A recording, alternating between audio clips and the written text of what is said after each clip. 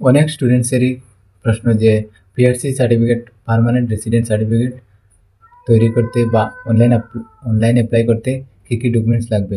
তো এটি অনলাইনে অ্যাপ্লাই করার পর যতগুলি ডকুমেন্টস আপলোড দিবে সেগুলির এক কপি পুলিশ স্টেশনে জমা দিতে হবে এবং সপ্তাহ 10 দিনের মধ্যে অ্যাপ্রুভ হয়ে গেলে অনলাইন থেকে ডাউনলোড করতে পারবেন সার্টিফিকেটটি।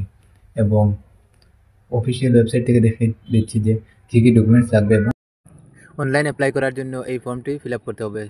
স্টার্ট চিহ্ন যতগুলো আছে ম্যান্ডেটরি তা ফিল আপ করতেই হবে।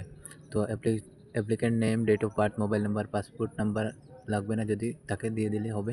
Father's name, mother's name, country, state, district, sub district, revenue circle, village, post office, মৌজা, police station, pincode, duration, year, এগুলো দিয়ে তারপরে প্রেজেন্ট অ্যাড্রেস এবং পাস্ট অ্যাড্রেস যদি সেম থাকে তাহলে টিক চিহ্ন দিলেই হবে। যদি কোনো চেঞ্জ থাকে তাহলে ফিল আপ করতে হবে।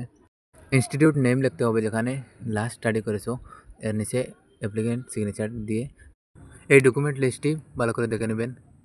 ফার্স্টে upload hard copy of the user form, passport size photo, খাজনার চালান, certified copy of the voter list 1966, copy of birth certificate, HSLC certificate অথবা অ্যাডমিট, যে কোনো একটি হলে হবে। পিতৃমাতৃ অথবা পূর্বপুরুষ 50 বছর স্থায়ীভাবে বসবাস করা থাকার নথি অথবা ন্যূনতম 20 বছর থাকার নথিপত্র লাগবে। কপি অফ ইন্ডিয়ান পাসপোর্ট অথবা certified copy of NRC 1951। Address proof হিসাবে ভোটার কার্ড অথবা আধার কার্ড, রেশন কার্ড নিজের অথবা প্যারেন্টসের হলে হবে।